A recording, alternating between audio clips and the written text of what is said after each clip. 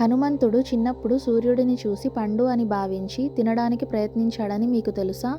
ఈ ఆటపాటే అనేక అద్భుతమైన ఘటనలకు దారితీసింది. ఇది కేవలం ఒక కథ కాదు.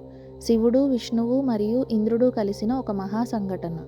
ఒకరోజు చిన్న హనుమంతుడు ఆకాశంలో వెలుగుతున్న సూర్యుడిని చూసి పండు అనుకొని దానిని పట్టుకోవడానికి పైకెగిరాడు.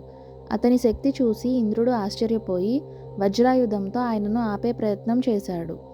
ఆ ప్రభావం వల్ల హనుమంతుడికి తీవ్ర గాయం అయింది.